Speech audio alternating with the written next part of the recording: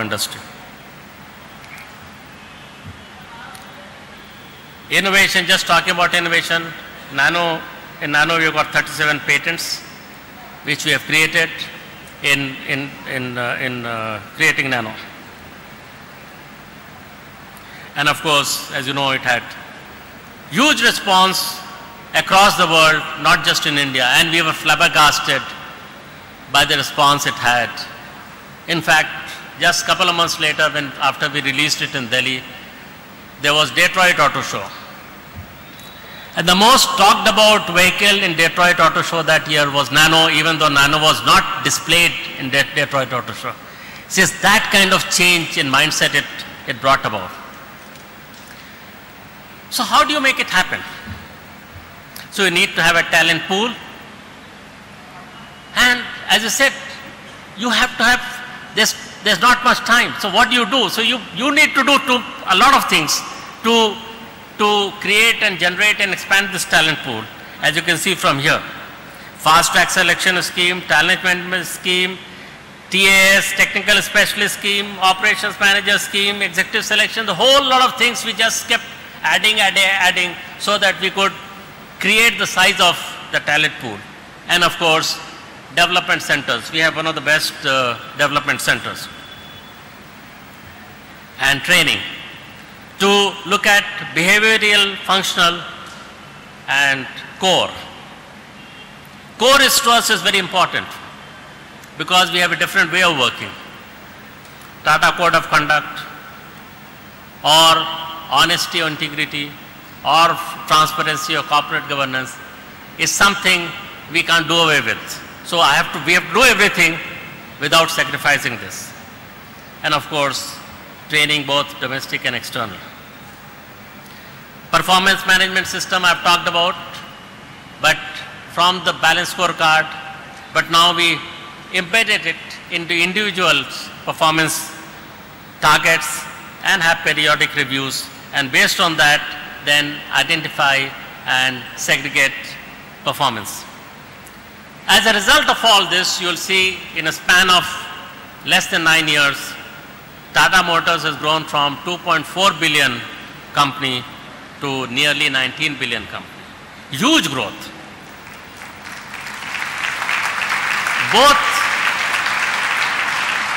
Both in terms of size, in terms of geographical dimension, in terms of product segments. It's been extremely complex, but we have been able to manage because we have tried to create the managers, give them challenging assignments, take out all the young people and put them into the fore, all those things that I talked about in a somewhat organized manner. I wouldn't say the most ideal manner, and that has so far worked. So finally, I would like to end my talk by giving the top 10 traits or qualities for the managers of the future to build their capabilities which are aligned to the changing business needs to be successful. I don't want to read them, but these are really summarizing all the things that I've talked about. So finally, just picking up the thread from the beginning is, when you talk about managers today, they are required to work in a very uncertain environment. They are required to take risk. They are required to be innovative. And therefore, the roles of manager and leader and entrepreneur is actually all getting subsumed in one role. And a person, therefore, has to have that kind of abilities to really lead a company of the future. So thank you very much.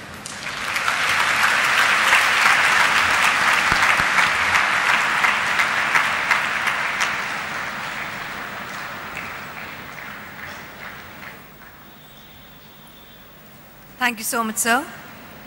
We are indeed thankful to our eminent speakers for sharing their wisdom with us, and we hope that we too have created some space in their hearts. With this note, may I request Mr. Sunil Chaudia, Managing Director Rajatan Vyas to present a token of honor to Dr. Sam Pitroda.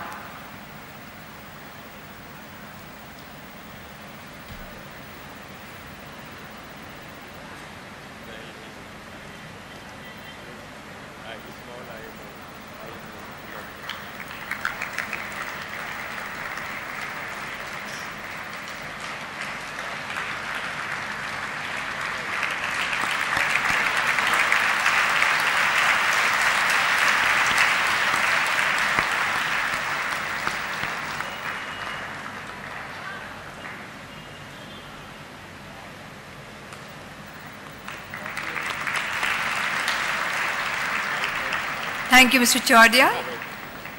I now request Mr. Rakesh Jain, Chairman and Managing Director, Prime Group, to present memento to Mr. Ravi Kant.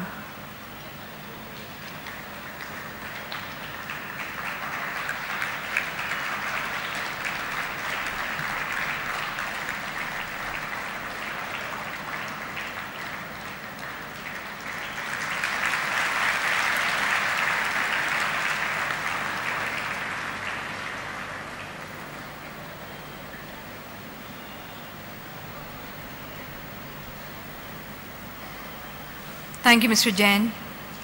I now request Dr. N.P. Jain, the former Indian ambassador, to kindly voice our sincere thanks.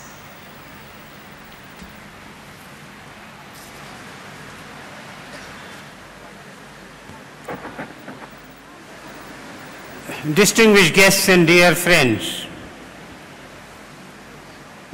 I'm sure you will agree with me that a vote of thanks at such an illuminating conference can be, this food for thought can be an appetizer for the lunch that would soon follow. I'm sure you are all with me in proposing a hearty vote of thanks to the three great icons, Narendra Modi, so innovatively inclusive development performer. His virtual presence throughout this session has touched the core of hearts. उन्हें हमारा हार्दिक तहे दिल से धन्यवाद और शुक्रिया. Our heartfelt thanks also to Ratanji Tata for his, not only for his superlative achievements that have transformed India's industrial landscape, but also for sending his right-hand achiever, Shri Ravi Kant, who has given us so much to ponder over and think and to become really good and successful managers.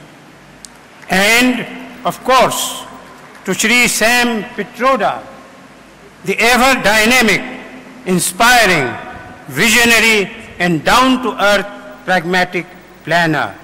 I had met him 20 years back in Brussels, and I find he is as young as he was at that time. Together, they have given us a rare opportunity to listen to their eloquent words of wisdom and refreshingly original paradigms, integrating thoughts with actions.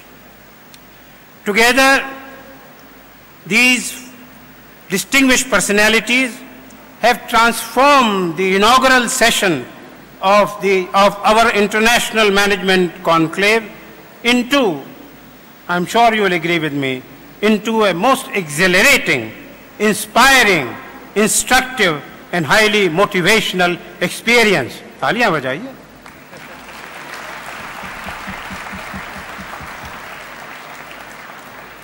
Ideas from these icons have not only reigned, but they have poured at this auditorium, making our minds wet, and I hope they will remain wet and creative.